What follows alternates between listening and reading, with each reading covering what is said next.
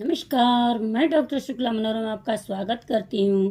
तो jet exam के लिए मोस्ट इम्पोर्टेंट 10 प्रश्न पर मैं डिस्कस करती हूँ। तो चलिए, पहला प्रश्न ए रहा। ऐतिहासिक अनुसंधान विधि के चरण हैं। ऑप्शन सुनिएगा। प्रदत्तों की समालोचना एवं अर्थार्पण करना। बी ऑप्शन है प्रदत्त संकलन। सी ऑप्शन में है समस्या की पहचान और डी ऑप्शन में है उपयुक्त सभी।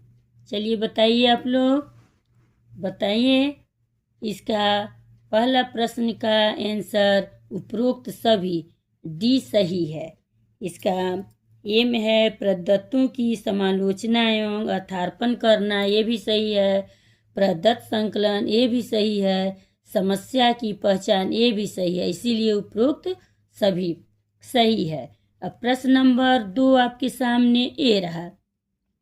निम्नलिखित में से कौन सा अनुसंधान सिद्धांत के परीक्षण से संबंधित है? ऑप्शन सुनिएगा। आगमनात्मक अनुसंधान, बी ऑप्शन है निगमनात्मक अनुसंधान, सी ऑप्शन है दोनों प्रेरक और निगमनात्मक अनुसंधान और डी ऑप्शन है उपरोक्त में से कोई नहीं। चलिए बताइए आप लोग।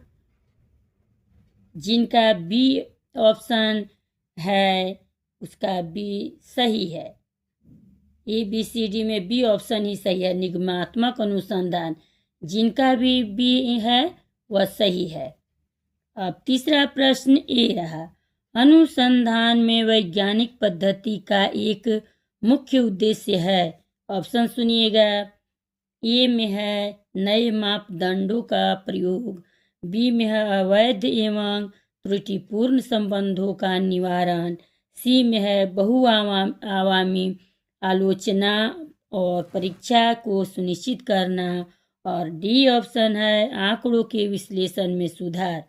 चलिए आप लोग बताइए, लाइक सब्सक्राइब करते जाइएगा। आप लोग बताइए।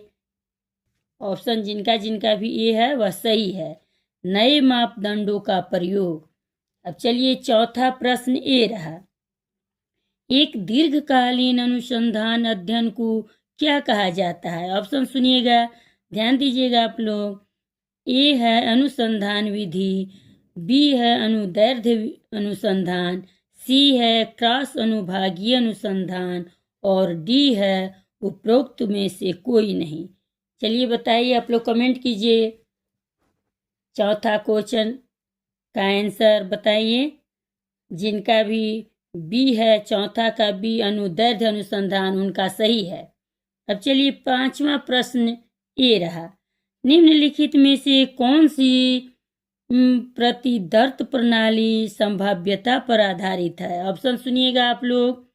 ऑप्शन में है निर्णय प्रतिदर्श, बी में है कोटा प्रतिदर्श, सी में है सुविधानुसार प्रतिदर्श और डी में है स्तरबद्ध प्रतिदर्श। बताइए, आप लोग कमेंट कीजिए। बताइए जिनका जिनका भी डी ऑप्शन है वह सही है। डी में है स्तरबद्ध प्रतिदर्श। डी ऑप्शन पांचवा का सही है। अब छठा प्रश्न ए रहा। एक शोधकर्ता द्वारा लोगों के मूल निवास में सामाजिक व्यवहार का अवलोकन करने के लिए कौन सी अनुसंधान विधि का उपयोग किया गया है? ऑप्शन सुनिएगा। ए में है प्रयोगात्मक विधि, बी में है प्रकरण अध्ययन, सी में है सहसंबंधी विधि और डी में है प्राकृतिक अवलोकन। चलिए बताइए, आप लोग बताइए। जिनका जिनका भी छठा का डी ऑप्शन में है प्राकृतिक अवलोकन, उसका करेक्ट आंसर है। चलिए अब सातवां प्रश्न आप लोग के सामने ए रहा। लाइक सब्सक्राइब करते जाइएगा। अनुसंधान का तृतीय पद है। ऑप्शन सुनिएगा आप लोग। अनुसंधान का समायोजन, बी में है अनुसंधान का लक्ष्य, सी ऑप्शन है अनुसंधान का अभिकल्प और डी ऑप्शन में है इनमें से कोई नहीं। बताइए, आप लोग कमेंट भी कीजिए। कमेंट कीजिए। जिनका जिनका सी ऑप्शन है उनका करेक्ट आंसर है। सी में है अनुसंधान का अभिकल्प। अब चलिए हम लोग प्रश्न 8वां ए रहा, निम्नलिखित में से कौन सी अनुसंधान विधि भारत सरकार द्वारा हर 10 वर्ष के बाद जनगणना के आयोजन में उपयोग होता है। अब चलिए ऑप्शन सुनिएगा। 8वां प्रश्न का ऑप्शन है ए है प्रायोगिक, बी है विकासात्मक, सी है सर्वेक्षण और डी है प्रकरण अध्ययन। चलिए 8वां प्रश्न का आप लोग आंसर बताइए। जिनका जिनका भी सी ऑप्शन है वह करेक्ट है, सी है सर्वेक्षण। अब चलिए हम लोग प्रश्न 9वां ए रहा, निम्नलिखित में से कौन सी शोध विधि नहीं है। ऑप्शन सुनिएगा और ध्यान दीजिएगा।